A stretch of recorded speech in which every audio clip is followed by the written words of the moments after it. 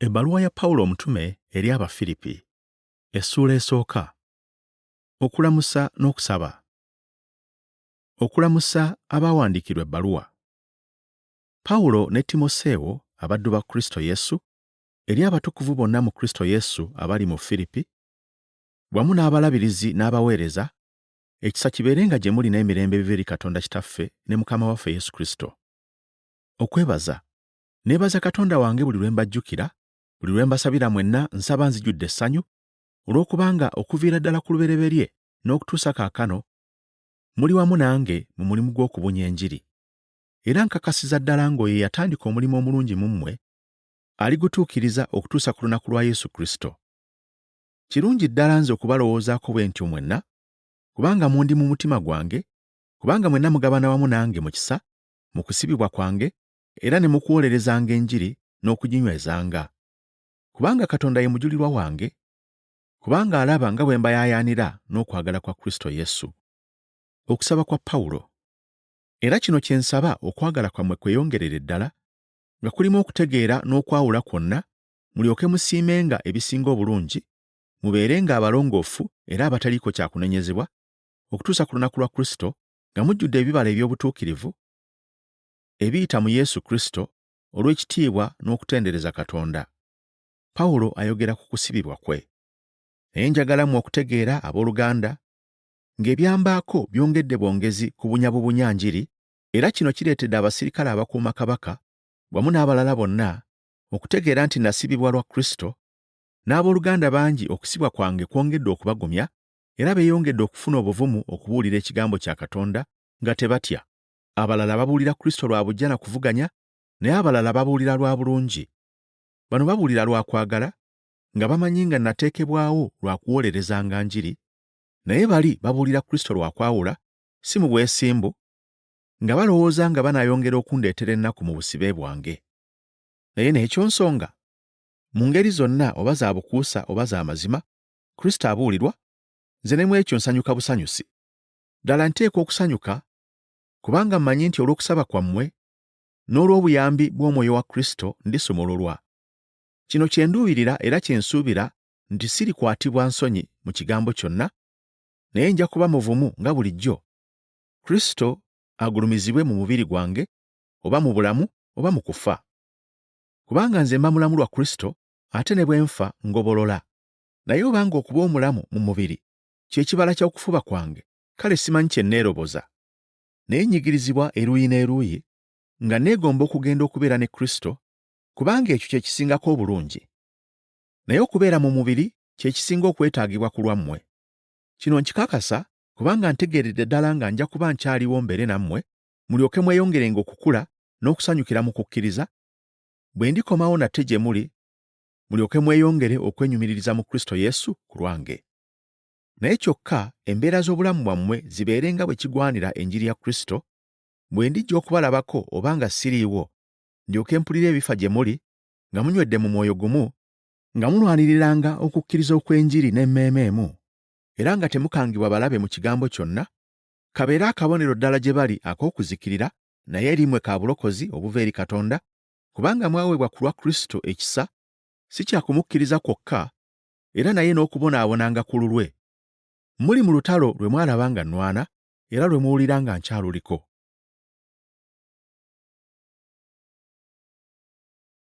Abafiripi essuula ey'okubiri.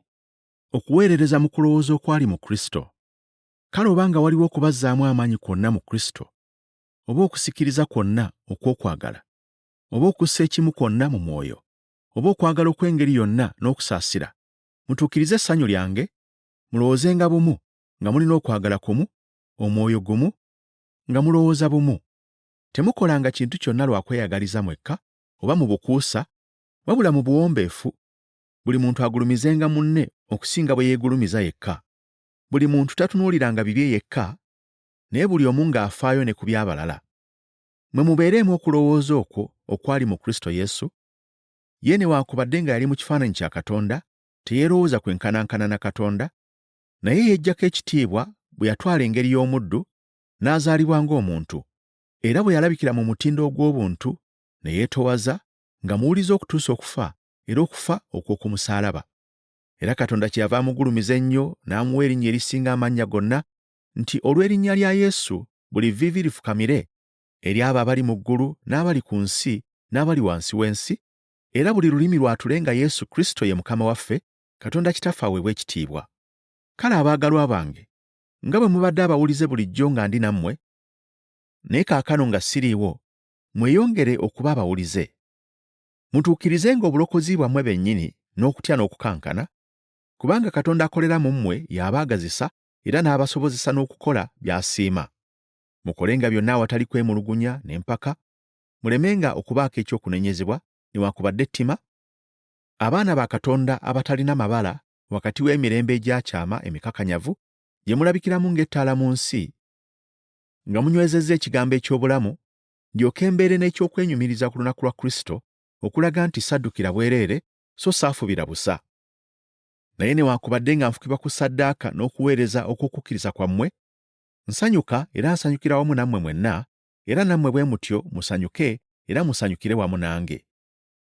Naye nsuubira mu Mukama waffe Yesu okubatumira amangu Timoseewo, nange ndyoke ŋŋume omwoyo bwe ndimala okutegeera ebifa gye muli, kubanga sirina muntu mulala alina mmeeme yenkana n'ey'oyo aligenderera ebyammwe mu mazima, kubanga abo bonna beenoonyeza byabwe ku bwabwe si bya Yesu Kristo. Naye Timoseewo mumanyi nga bw'asaanira, kubanga yaweerezanga wamu nange olw'enjiri ng'omwana eri kitaawe. Kale oyo gwe nsuubira okubatumira amangu ddala nga ntegedde embeera bw'eneebeera gye ndi, naye nange nsuubira mu Mukama waffe nti ndijja mangu. Era ndabye nga kigwanye okubatumira Epafulodito, muganda wange era mukozi munnange era mulwanyi munnange, naye ye mutume wammwe era omuweereza w'ebintu bye nneetaaga, kubanga yabalumirwa nnyo omwoyo mmwe mwenna, ne yeeraliikirira nnyo kubanga mwawulira nga yalwala. Ddala okulwala yalwala era yali kumpi n'okufa, naye Katonda yamusaasira, so si ye yekka naye era nange, ennaku n'etenneeyongera. Kyenva njagala ennyo okumutuma bwe mulimulaba nate mulyoke musanyuke, nange nkendeze ku kunakuwala kwange. Kale mumwanirize mu Mukama waffe n'essanyu lingi, era abafaanana ng'oyo mubassengamu ekitiibwa, kubanga yabulako katono okufa olw'omulimu gwa Kristo, we yawaayo obulamu bwe ng'akola ebyo bye mwandinkoledde singa mwali nange.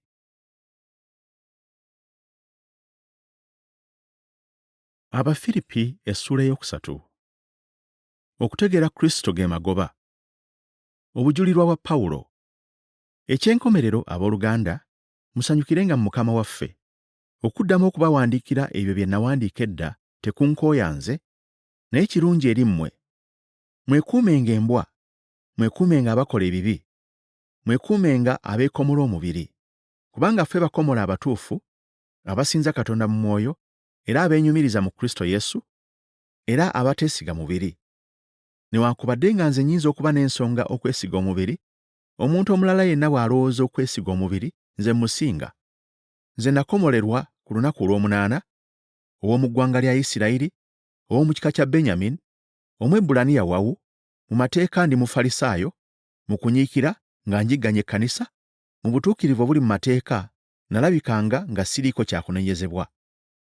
Naye byonna ebyali amagoba gye ndi, ebyo nabirowoozanga kufiirwa olwa Kristo.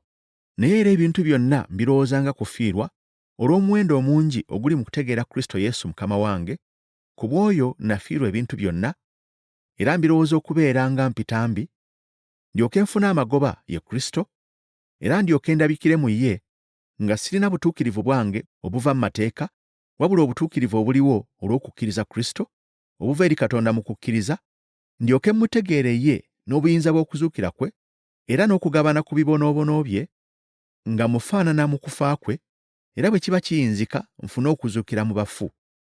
Si kugamba nti mmaze okukifuna oba nti mmaze okutuukirira, naye nfuba okukifuna, kubanga Kristo Yesu yanfuula owuwe. Abooluganda, sirowooza nga mmaze okukifuna, naye ekintu kimu kye nkola, kwe kwerabira ebyo ebiri emabega, nkunukkiriza ebyo ebiri mu maaso, nduubirira okutuuka awawakanirwa, awali empeera ey'okuyita kwa Katonda okwa waggulu mu Kristo Yesu. Kale ffenna abakuze mu mwoyo tulowoozenga ekyo, naye obanga mulowooza bulala, na kino Katonda alikibabikkulira, naye kanywerere ku ekyo kye tutuuseeko. Pawulo yanakuwala olw'abo abaafuuka abalabe ba Kristo.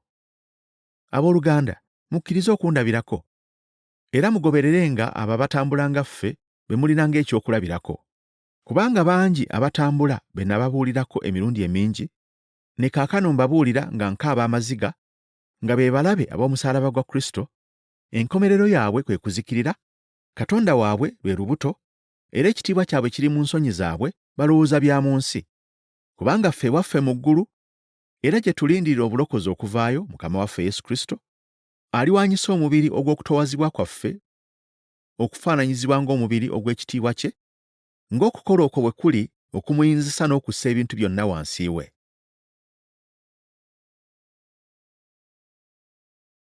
Abafiripi essula ey'okuna. Okumaliriza. Kale abooluganda abaagalwa bennumirwa Omwoyo, essanyu lyange era engule yange, muyimirirenga bwe mutyo okunywerera mu Mukama waffe, abaagalwa. Ewodiya ne Suntuke bakkiriziganye. Neegayirira Ewodiya era neegayirira Suntuke bakkiriziganye mu Mukama waffe. Nate era naawe muddu munnange ddala ddala, nkwegayiridde yamba abakazi abo, kubanga baakolera wamu nange omulimu gw'enjiri nga tuli ne Kulementi ne bakozi bannange abalala, amannya gaabwe gali mu kitabo ky'obulamu. Emirembe gya Katonda gye gisinga. Musanyukirenga mu Mukama waffe ennaku zonna, nate njogera nti musanyukenga. Abantu bonna balabenga obugumiikiriza bwammwe. Mukama waffe ali kumpi. Temweraliikiriranga kigambo kyonna kyonna, naye mu kigambo kyonna nga musaba n'okwegayiriranga awamu n'okwebazanga, bye mwagala bitegeezebwenga Katonda. N'emirembe gya Katonda egisinga okutegeerwa kwonna ginaakuumanga emitima gyammwe n'amagezi gammwe mu Kristo Yesu, okukola bye bayigirizibwa. Eky'enkomerero abooluganda, obanga waliwo eby'amazima byonna, ebisaanira ekitiibwa byonna, eby'obutuukirivu byonna, ebirongoofu byonna, ebyagalibwa byonna, ebisiimibwa byonna, obanga waliwo obulungi, era obanga waliwo ettendo, ebyo mubirowoozenga. Bye mwayiga era ne muweebwa, ne muwulira ne mulaba gye ndi, ebyo mubikolenga, ne Katonda ow'emirembe anaabeeranga nammwe. Pawulo yeebaza obuyambi obwamuweerezebwa Abafiripi. Nsanyuse nnyo mu Mukama waffe, kubanga kaakano oluvannyuma lw'ebbanga muzzeemu okulowooza ku byange, naye ekyokulowooza mwakirowoozanga naye temwalina bbanga. Soogera kino olw'okubanga ndiko kye neetaaga, kubanga mu buli mbeera gye mbaamu nayiga okumalibwa. Manyi okwetowaza era mmanyi bwe kiba okuba n'ebintu ebingi, mu buli kigambo ne mu bigambo byonna, nayiga ekyama ekiri mu kukkuta ne mu kulumwa enjala, okuba n'ebingi era n'okuba mu bwetaavu. Nnyinza okukola byonna Mwoyo ampa amaanyi. Naye mwakola bulungi okulumirwa awamu nange mu bibonoobono byange. Era mmwe Abafiripi, mumanyi nga bwe nava e Makedoni nga nakatandika okubuulira enjiri, tewali kkanisa eyasa ekimu nange mu kigambo eky'okugaba n'okuweebwa, wabula mmwe mwekka, kubanga era ne bwe nali mu Sessaloniika mwampeereza ebyokunnyamba emirundi ebiri. Soogera kino kubanga njagala okufuna ekirabo, naye nnoonya ekibala ekyeyongera ku muwendo gwammwe. Naye kaakano nfunye bingi okusinga bye neetaaga, olw'ebyo Epafulodito bye yaleeta ebyava gye muli, biri ng'evvumbe eriwunya obulungi, ssaddaaka ekkirizibwa esiimibwa Katonda. Era Katonda wange anaatuukirizanga buli kye mwetaaga, ng'obugagga bwe obungi obw'ekitiibwa obuli mu Kristo Yesu. Era Katonda waffe era Kitaffe aweebwenga ekitiibwa emirembe n'emirembe. Amiina. Okulamusa. Mulamuse buli mutukuvu mu Kristo Yesu. Abooluganda abali nange babalamusizza. Abatukuvu bonna babalamusizza, naye okusinga ab'omu nnyumba ya Kayisaali. Ekisa kya Mukama waffe Yesu Kristo kibeerenga n'omwoyo gwammwe.